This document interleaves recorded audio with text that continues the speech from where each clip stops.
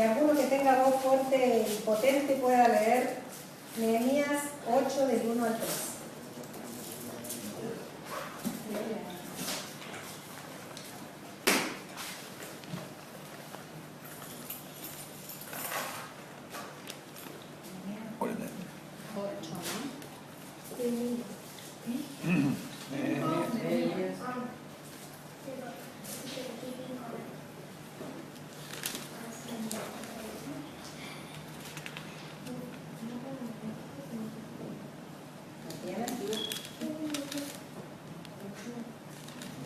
Nehemías 8, del 1 al 3. Del 1 al 13. Venido el mes séptimo, los hijos de Israel estaban en sus ciudades. Y se juntó todo el pueblo como un solo hombre en la plaza que está delante de la puerta de las aguas. Y dijeron a Esdras el escriba que trajese el libro de la ley de Moisés, la cual Jehová había dado a Israel. Y el sacerdote Esdras trajo la ley delante de la congregación, así de hombres como de mujeres, y de todos los que podían entender, el primer día del mes séptimo. Y leyó el libro delante de la plaza que está delante de la puerta de las aguas, desde el alba hasta el mediodía, en presencia de hombres y mujeres y de todos los que podían entender, y los oídos de todo el pueblo estaban atentos al libro de la ley. Hasta 13. Y el escriba Esdras estaba sobre un púlpito de madera que habían hecho para ello, y junto a él estaban Matatías, Sema, Anías, Urías, Hilcías y Maasías a su mano derecha, y a su mano izquierda Pedaías, Misael, Malquías, Asum, Jabsadana, Zacarías y Mesulam. Abrió pues Esdras el libro a los ojos de todo el pueblo, porque estaba más alto que todo el pueblo, y cuando lo abrió todo el pueblo estuvo atento. Bendijo entonces Esdras a Jehová, Dios grande, y todo el pueblo respondió, amén, amén, alzando sus manos, y se humillaron y adoraron a Jehová inclinados a tierra. Y los levitas Jesúa, Bani, Serebías, Jamín, Acub, Sabetal, Odías, Masías, Kelita, Azarías, Josabet, Anán y Pelaía hacían entender al pueblo la ley, y el pueblo estaba atento en su lugar.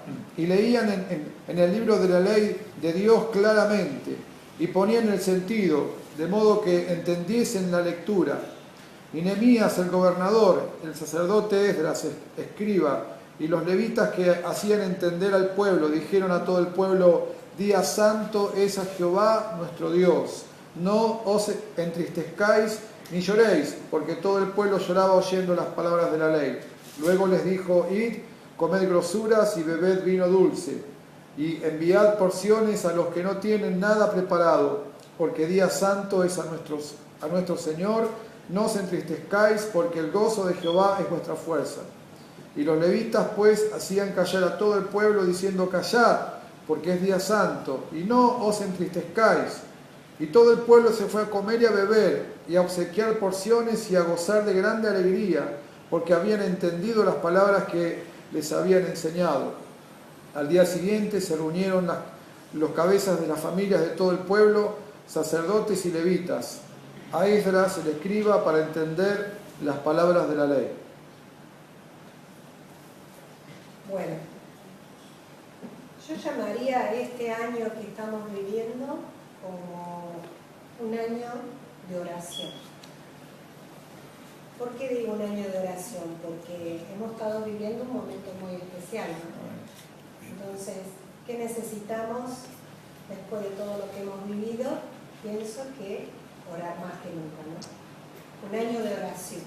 Necesitamos un avivamiento en nuestro corazón, o sea, esa llamita, ese pábilo que hablábamos anoche, se haga más grande y se haga un fuego en nuestro corazón y empecemos a pedir que el Espíritu baje como lo estamos haciendo, clamar al Señor por un montón de cosas para que el Señor levante esta ciudad, para que el Señor traiga almas, para que el Señor convierta a personas y la iglesia pueda crecer y podamos evangelizar. Bueno, le estamos pidiendo un montón de cosas, entonces yo lo llamaría el año de la oración. Yo le puse como título a mi mensaje un verdadero avivamiento, porque a veces tenemos como que el avivamiento es un mover que va a haber en todo el mundo o en toda la ciudad, y van a empezar a convertirse vidas y van a empezar a pasar cosas, como el último avivamiento que hubo en el año 70 y algo, 92. Y fue una cosa que pasó muchas conversiones, pasaban cosas tremendas en ese avivamiento. Pero esto yo lo digo para nuestro corazón, un avivamiento en nuestro corazón. O sea, que esa llama que hay chiquitita, que ha estado ahí como el piloto del calefón, prendida siempre, se haga un buen fuego. Y podamos sentir ese fuego del Señor en nuestros corazones. Porque queremos tener una vida preparada, ¿no? Una vida santa. ¿Para qué? Para crecer, para poder evangelizar, para poder llevar más gloria al Señor, para poder enseñar. Queremos que Dios venga para suplir todas las necesidades que tenemos como iglesia, como cuerpo, como persona, ¿no? Y a este octavo capítulo de Nehemías yo lo llamo, es un capítulo donde trata de la historia de más de 42.360 judíos, dice la palabra. Así que es un capítulo donde yo veo que para que haya un fuego, un avivamiento de ese fuego en nuestro corazón, tiene que haber 5 evidencias. Y yo las vi en este capítulo. Porque le he estado pidiendo al Señor, Señor, queremos ganar almas, queremos crecer, queremos llevar por delante la ciudad, pero ¿cómo podemos hacer para tener ese fuego en nuestro corazón, que ese pábilo chiquito se haga un fuego grande? ¿Y qué debemos hacer? A veces como que estamos congelados, como que estamos fríos, hay veces que no clamamos tanto, hay veces que sí, a veces en los cultos cantamos y oramos y clamamos, y hay veces que otras veces estamos un poquito más apagados. Entonces yo le preguntaba al Señor, ¿qué pasa? ¿Qué debemos hacer? Y me llevó al libro, al capítulo 8 de Nehemías, y ahí encontré las 5 evidencias. Una es que toda esta gente que edificó los muros de Jerusalén salían exiliados, ¿no es cierto? Era un pueblo que estaba exiliado, y después de salir de esa Babilonia, que habían estado viviendo cosas tremendas, el pueblo quería vivir otra cosa que Dios les estaba demandando. Les estaba demandando santidad. Edificaron los muros, edificaron las puertas, pero dentro del interior de cada uno tenía que pasar algo. Y Esdras lo sentó frente a la puerta de las aguas.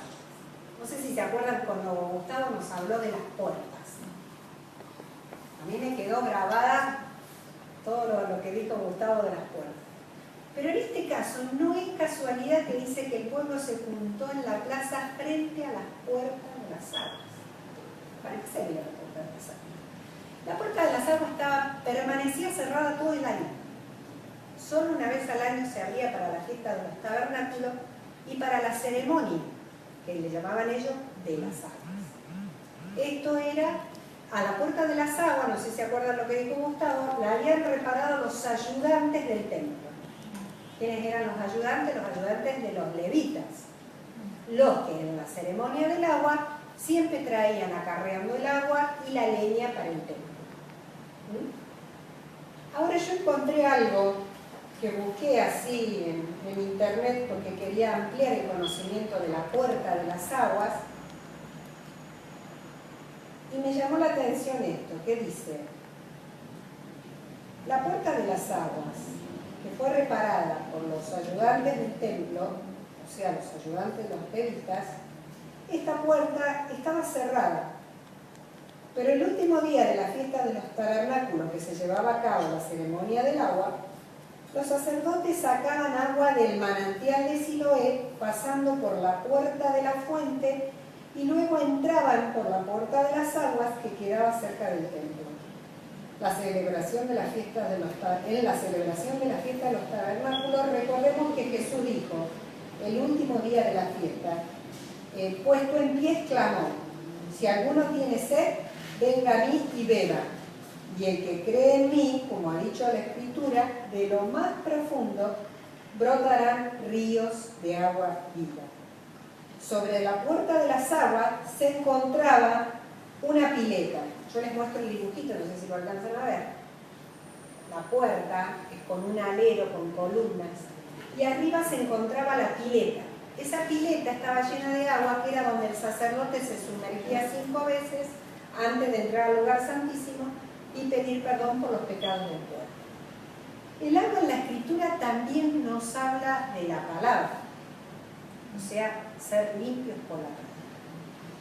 Si ustedes prestaron atención a lo que leímos, ¿qué pasaba con el pueblo cuando Esdras se paró en un lugar alto para leer la palabra?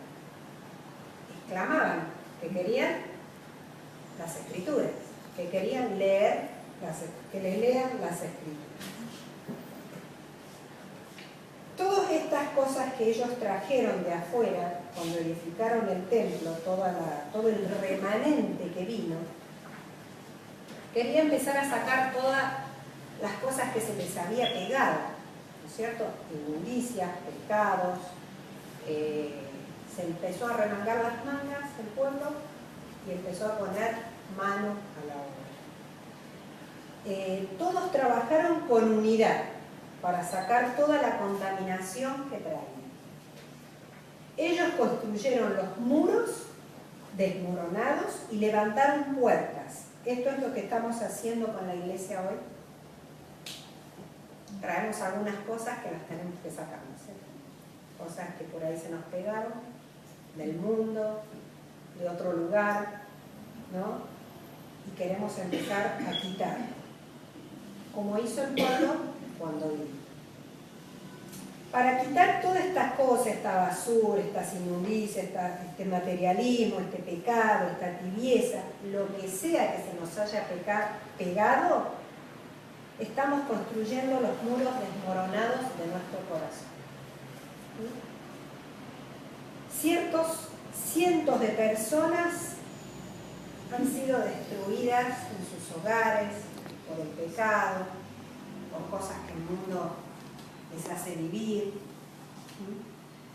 Y a veces nosotros como cristianos ya nos hemos convertido de hace un tiempo, pero hay cosas que no las podemos despegar del corazón. Y esas son un impedimento para que nuestro corazón empiece a hacer esa llama grande. Y ellos, ese remanente que vino escapado de Babilonia, empezaron a trabajar, a tomar estos 5 pasos que yo encontré acá. Uno, que es el primero que vemos, es un deseo ferviente de luchar y obedecer la palabra del Señor. Este tiempo especial que nosotros vivimos es cuando más tenemos que luchar y obedecer la palabra del Señor. O sea, debemos desear la palabra del Señor, como el pueblo, que deseaba escuchar la palabra del Señor. Dice, se juntó todo el pueblo con un solo hombre en la plaza frente a la puerta de las aguas. No era casualidad. El agua representa la palabra de Dios, ser limpio por la palabra. Como en el bautismo, cuando tenemos la figura de que al sumergirnos dejamos la vieja vida dando testimonio de que renacemos a una nueva vida. Pero ese renacimiento no es solamente un testimonio, sino es un compromiso que yo estoy haciendo con el Señor de cambiar mi manera de vivir.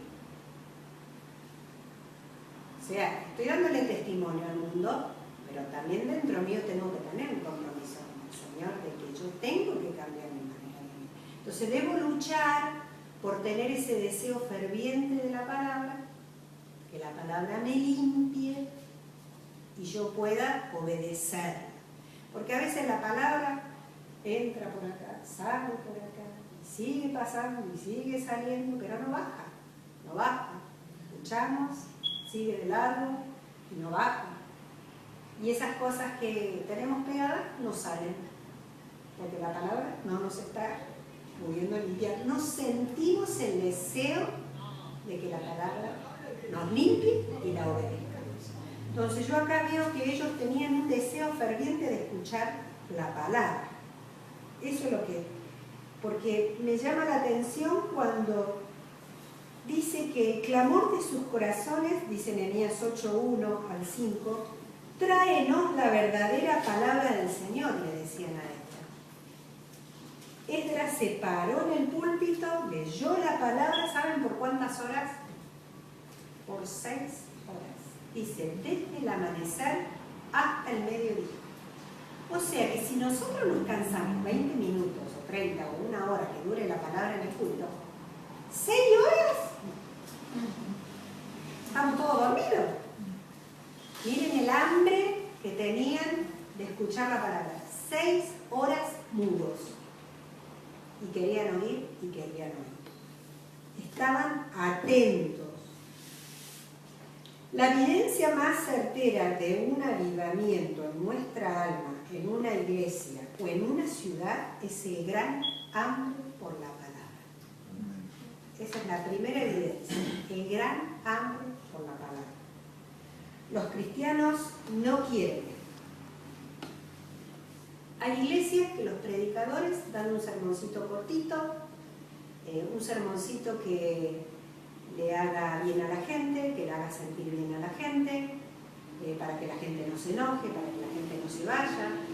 Pero es la palabra de Dios. Y si la palabra de Dios toca, rompe, como dice, que rompe y penetra hasta romper los tuétanos, nos va a quebrar y va a hacer la obra que tiene que hacer. No podemos estar dando mensajes livianos para que la gente no se enoje.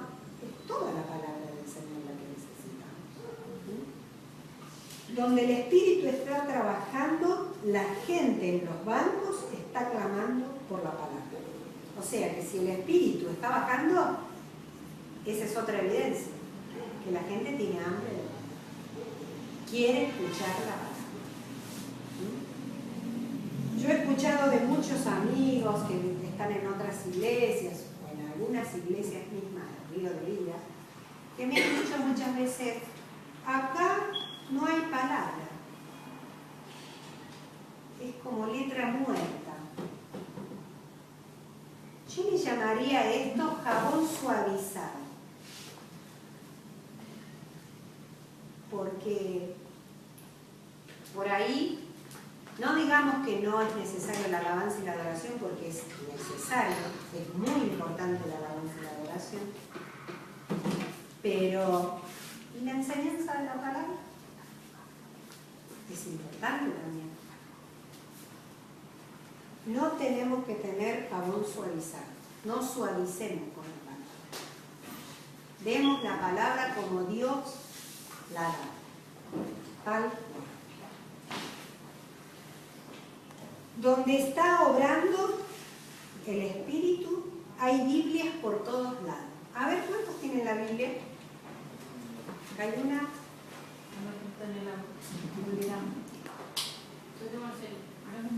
¿Vieron? Donde está la palabra con comezón de oír, hay Biblias. La gente en los bancos está deseando comer de los bancos. La palabra es amada y la palabra es honrada. A veces no amamos y no honramos la palabra. Y a veces mis hijas o mi hijo dicen, ay mamá, vos sos muy severa. No, no soy severa. La palabra del Señor es seria, no es chiste. Mientras la palabra del Señor se está dando, no podemos estar con el celular mandando mensajitos, no podemos estar mirando cositas y charlando con el amiguito, no podemos levantarnos y andar deambulando. La palabra de Dios es seria. Tenemos que estar atentos, callarnos, hasta los niños tienen que escuchar. ¿No? Y bueno, si los niños por ahí son muy chiquitos y se ponen molestos, tratemos en lo posible de sostenerlos, de darle una hojita que dibuje, pero cuando ya están en edad de prestar atención y de saber lo que estamos diciendo, de entender bien la palabra, tienen que estar atentos. La palabra del Señor es seria, no es juego. Ellos estaban por 6 horas inamovibles. 6 horas. Y estaban atentos. ¿Por qué? Porque tenían hambre de la palabra. Y la palabra es seria. Era Dios que les estaba hablando. ¿Y qué pasó ellos al estar así, como leímos? Atentos, serios, amando la palabra, honrándola como corresponde. ¿Qué pasó? Dice que cayeron al rostro a tierra y empezaron a llorar. ¿Por qué? Porque la palabra les habló, porque la palabra les tocó. Entonces, al sentir que Dios les hablaba, cayeron a tierra. Es muy triste cuando en muchas iglesias la predicación es rechazada, la predicación de la palabra. No pueden esperar hasta terminar para seguir con la alabanza y la adoración. No pueden esperar, se desesperan. Yo he estado en iglesias que ha pasado así. Cuando el Espíritu viene, no hay necesidad de ningún evangelista estrella o de alguien arriba de un púlpito. ¿Por qué? Porque el Espíritu ha bajado y la palabra está siendo hablada. Entonces la palabra es tocada, no hace falta que venga un evangelista famoso para darnos la palabra. La palabra que la dio el hermano más sencillo que hay, la palabra tocó. La palabra, Dios habló. Si estamos atentos a la palabra, la amamos y la honramos, Dios va a hablar. Pero si estamos distraídos, yo le decía al Señor cuando oro, Señor, yo quiero todo, quiero lo bueno, quiero lo malo, los mandamientos, las promesas, todo el consejo de Dios. La ley, si me toca y me quiebra, lo bueno, lo malo, lo que a mí me parece malo en la palabra, porque me toca y me... Pero cuando nos toca y nos quiebra, es porque hizo la obra que Dios quería hacer. Así que no despreciemos nada de la palabra. La segunda evidencia, entonces, la primera es un deseo ferviente de luchar y obedecer la palabra. A veces tenemos luchas por no poder leer la palabra. Me pasa. Tengo que luchar para leerla. Porque entre que uno trabaja, que hace esto, que hace lo otro, que todo el día corre, que va, que viene, a veces no nos da el tiempo para sentarnos un rato, leer la palabra y orar. Entonces, lucho por obedecerla y leerla y estar empapada de la palabra, porque la palabra nos va a ir limpiando. La segunda evidencia es un arrepentimiento de un corazón quebrantado. Y lo que hizo este pueblo. ¿Qué pasó? Cuando escucharon, cayeron rostro a tierra y lloraron, porque la palabra nos tocó. ¿Y qué dice que hacían los levitas? Nehemías el gobernador y el sacerdote Esdras hacían entender al pueblo, a los que no entendían lo que estaba pasando, lo que estaba diciendo la palabra, hacían entender. Eso también podemos hacer. Se va a venir y se va a sentar gente a nuestro lado que no va a entender nada. Y también podemos hacerle entender cuando hay algo que se está hablando y no entiende. Podemos estar haciéndole entender lo que se está diciendo. Dice el versículo 6, Día santo es a Jehová nuestro Dios, dijo Esdras, no entristezcáis ni lloréis, porque todo el pueblo lloraba por haber oído la palabra, por haber sentido que la ley entró y rompió, ¿no? Su primera reacción fue exaltación y gozo, porque es que dice en el versículo que dijo que el pueblo levantó las manos, alzando las manos, se humillaron y dijeron y adoraron al Señor Jehová sea bendito, ¿no? Entonces, enseguida Esdras, el gobernador Nehemías, y todos ellos dijeron, no se pongan más tristes, no lloren más, levántense, vayan, que dice, preparen fiesta, coman y beban y alégrense. Y yo pienso que en ese momento, si estamos todos tirados en el piso llorando porque ha venido la presencia del Señor, de repente se para el pastor o algún otro y dice, levántense, pónganse contentos, es la palabra de Dios la que ha tocado nuestras vidas, vamos, pongámonos contentos, hagamos una fiesta, hagamos comida, acá decía, compartían las porciones con los que no tenían y hagamos una fiesta. Pero es la fiesta de la obediencia. Ellos obedecieron la palabra. La palabra les dio óleo de gozo. Después de levantarse y haber obedecido a la palabra. Cuando los tocó y se humillaron, hubo alegría, hubo gozo. Cuando el Espíritu Santo llega a nuestras vidas, ya no guardamos rencor, no hacemos más murmuraciones, no hacemos más críticas, no tratamos de corregir a la iglesia, no tratamos de corregir al pastor, no tratamos, solamente buscamos la presencia del Señor. Eso ya deja de existir. ¿Por qué? Porque la palabra ha impresionado nuestros corazones. Y ya no juzgamos ni miramos a otros, estamos atentos, la palabra redarguyó. La tercera señal, entonces, que viene un espíritu de gozo y celebración. Cuando obedecieron la palabra y sintieron ese deseo ferviente de escucharla y la obedecieron y se arrepintieron, que es la segunda, verdadero corazón arrepentido, vino la alegría, vino el gozo. Entonces esa es la tercera señal que yo veo. El gozo después de que la palabra nos tocó y nos arrepentimos de corazón. Y ahí les dijo, bueno, ir a hacer fiestas, comer grosuras, beber vino dulce, enviar porciones a los que no han preparado nada, porque el día santo es a nuestro Dios. No entristezcáis porque el gozo de Jehová es vuestra fuerza. Los levitas pues hacían callar a todo el pueblo diciendo callad, porque este día es santo, no entristezcáis más. Y todo el pueblo se fue a comer y a beber y a obsequiar porciones. Donde quiera que la palabra tocaba, restauraba y el arrepentimiento venía. Y había habido una convicción tan grande de pecados que empezó una ola de gozo y de celebración como nunca antes. No una celebración falsa, no una celebración de idolatría.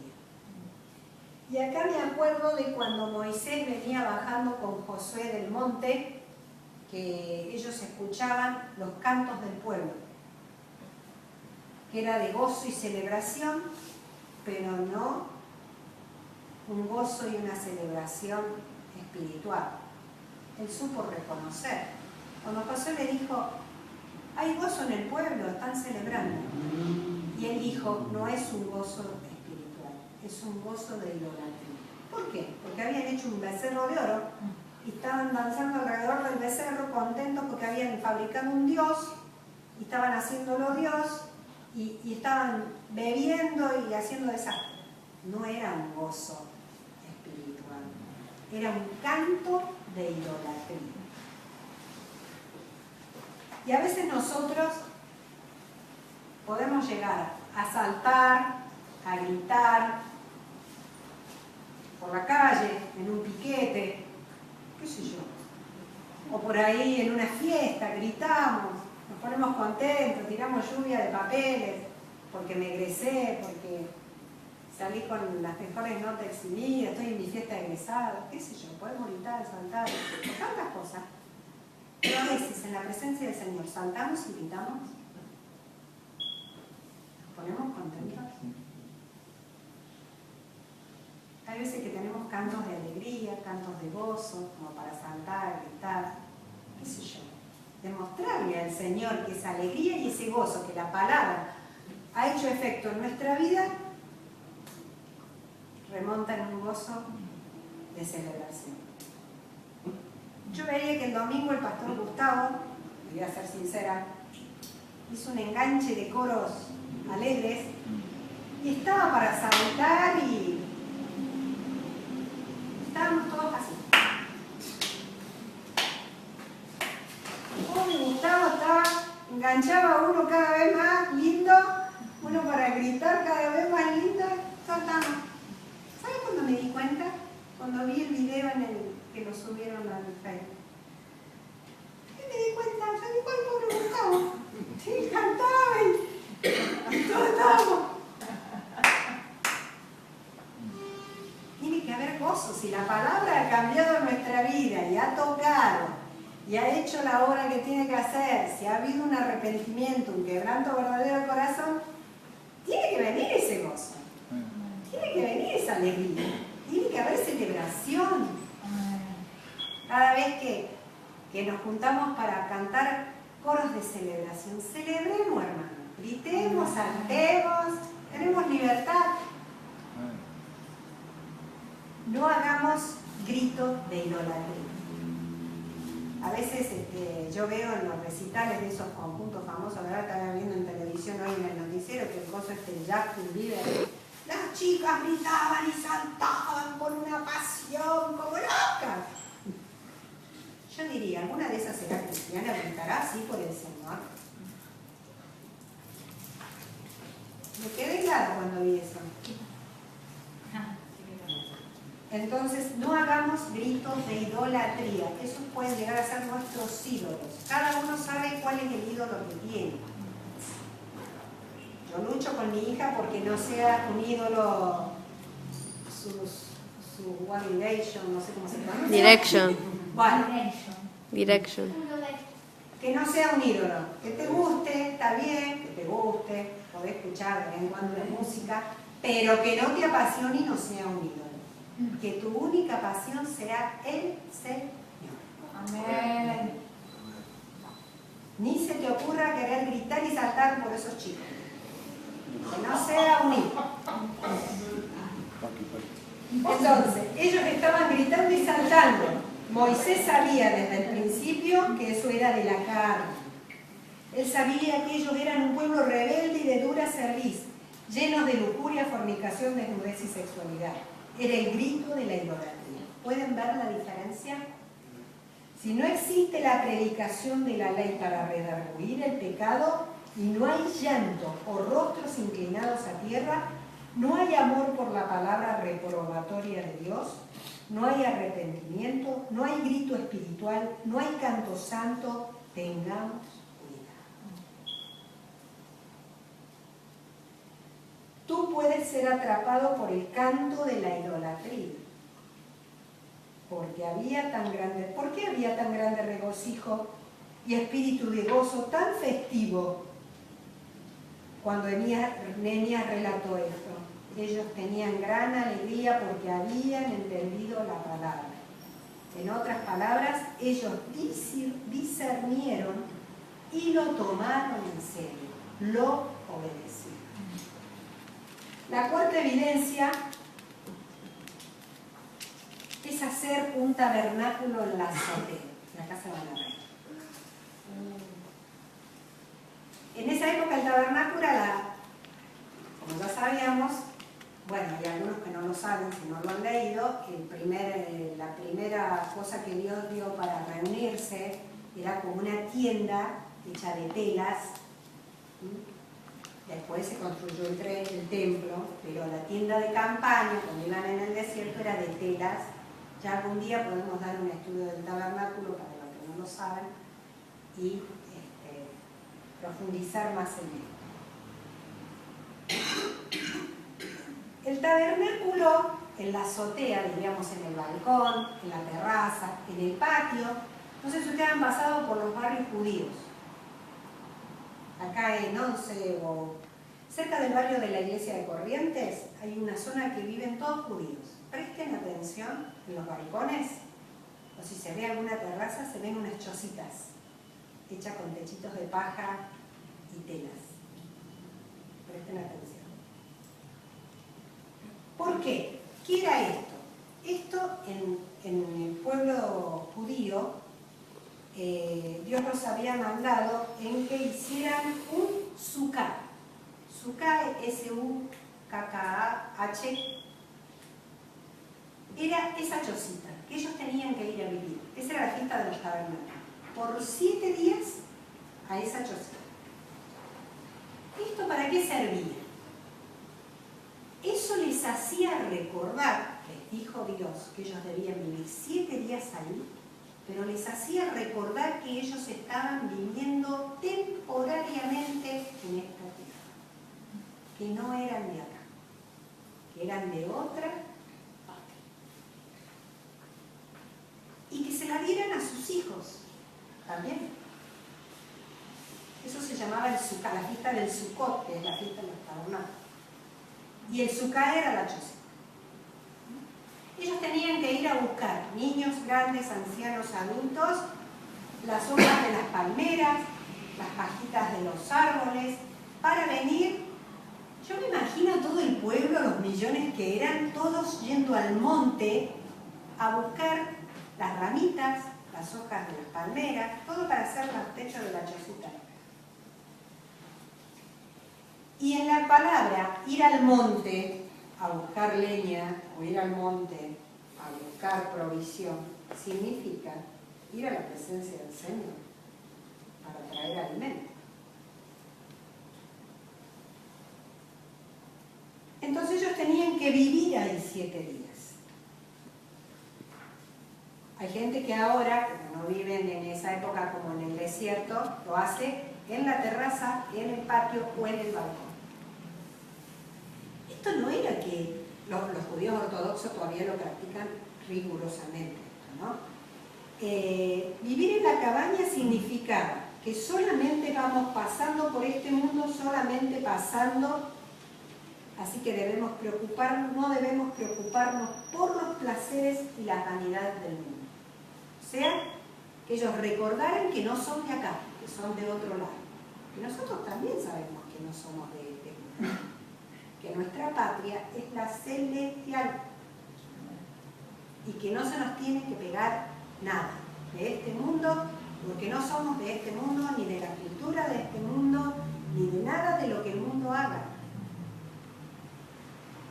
Podemos estar viviendo acá, pero recordar que es temporario. Que un día tenemos que ir allá y tenemos que recordar que la presencia del Señor es la única que nos va a dar alimento, que nos va a proveer de todas nuestras necesidades, espirituales, físicas, materiales, de la clase que le queramos pedir al Señor.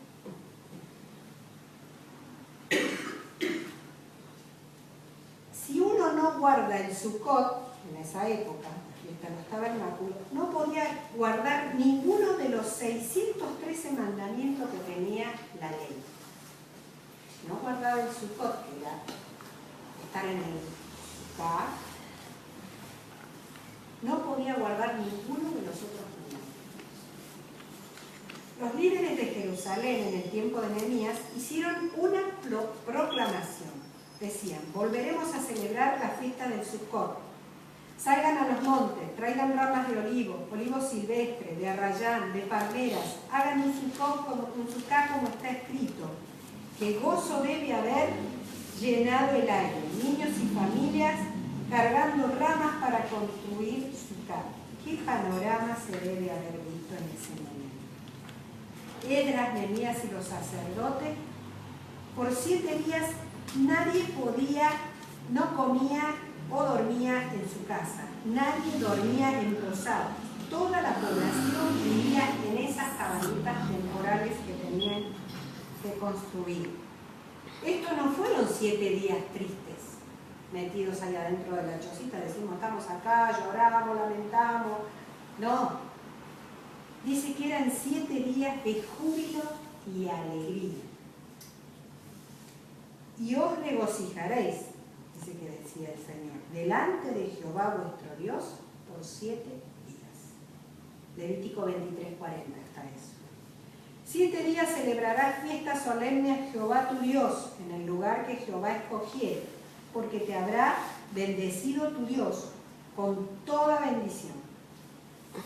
Verdaderamente alegres estarás. Deuteronomio 16:15. Hoy en día no se predica acerca de la fiesta de los tabernáculos, no se predica lo que es un Sukkah. Toda la alabanza, la adoración, el júbilo, la alegría que debía haber en ese momento que el Señor escogiera era para ese Sukkah. Ahora yo me preguntaba y le decía al Señor, ¿cuál es nuestro Sukkah? Y entendí que el Sukkah nuestra es que tenemos que buscar con más intensidad en un tiempo al Señor. Y este es el tiempo que me parece que nosotros, como remanente que salió de Babilonia, que se pegaron algunas cosas, debemos hacer el Sukkah.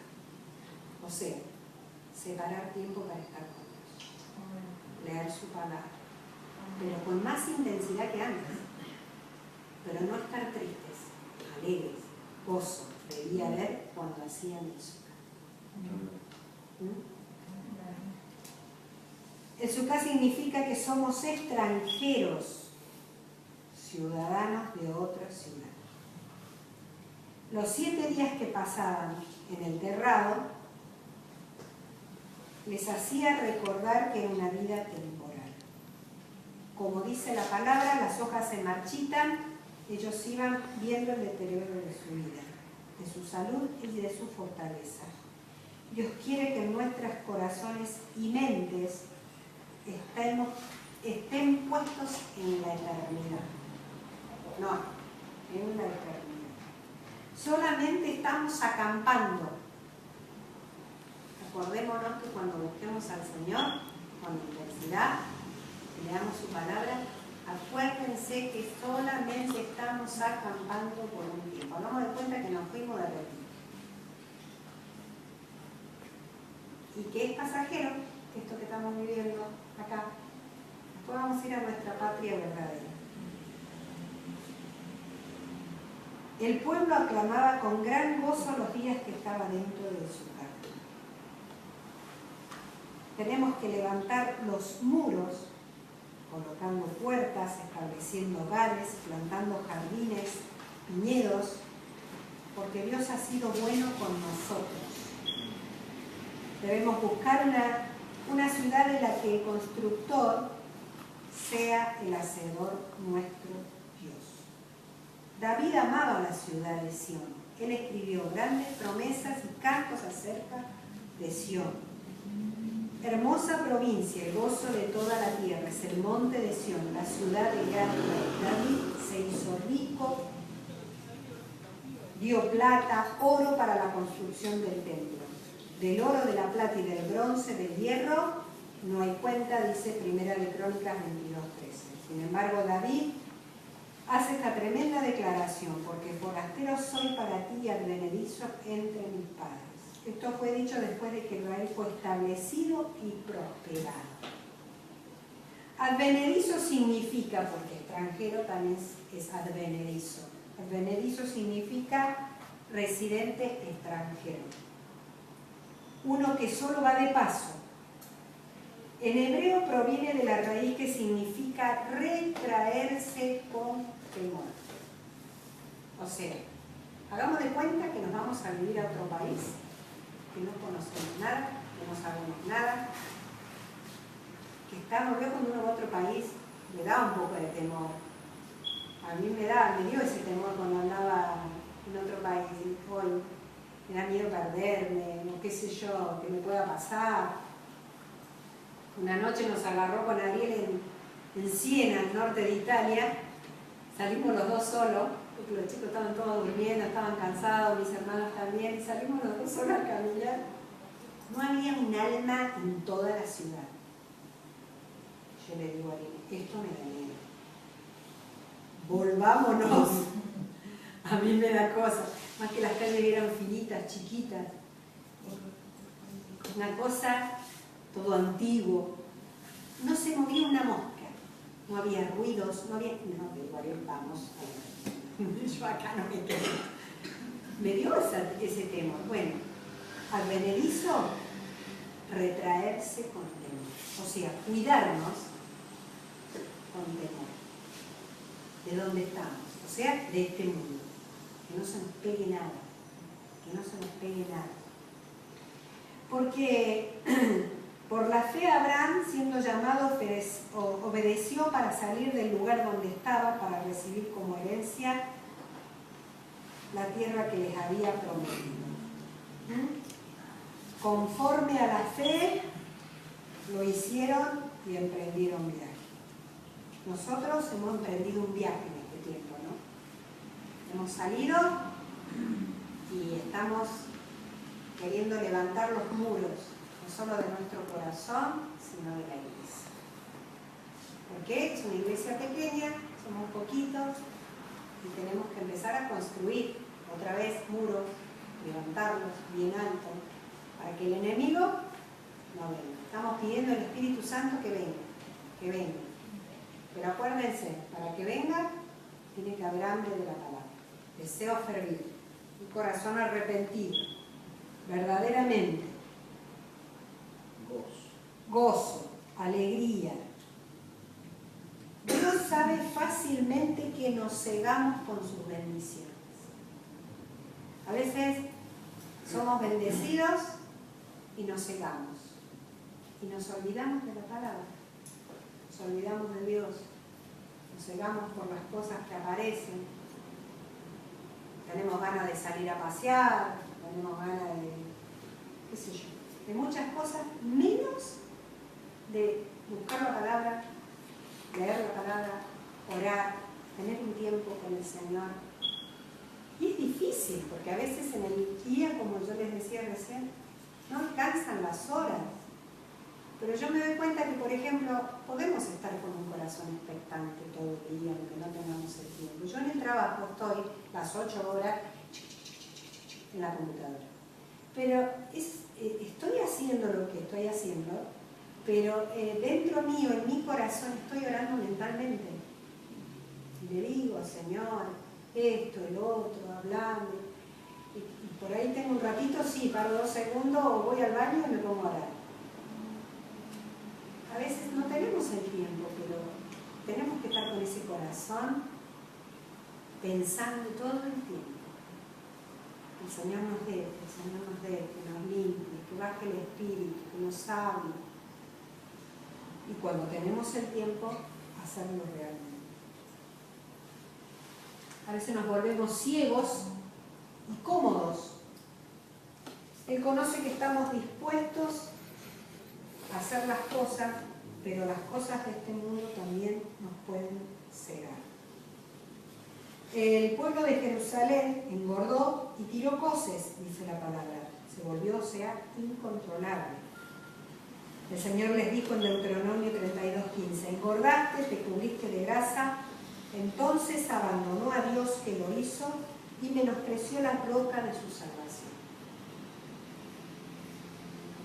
Esto no es un mensaje únicamente para los que son ricos y para los que no son ricos tampoco. Mientras somos bendecidos y mientras más tenemos, vienen deseos de acumular, de comprar, de gastar, como hace el mundo, ¿no? Y eso nos empieza a cegar un poquito. El Señor quiere que nuestros corazones estén en el Sukkah. Acordémonos, hagamos un Sukkah. Todos los días, muchas veces al día. Él quiere recordarnos que somos extranjeros, que solo estamos de paso, que no tenemos nuestras raíces acá. Voy a una ciudad mejor, a la Sión, a la ciudad celestial. Nada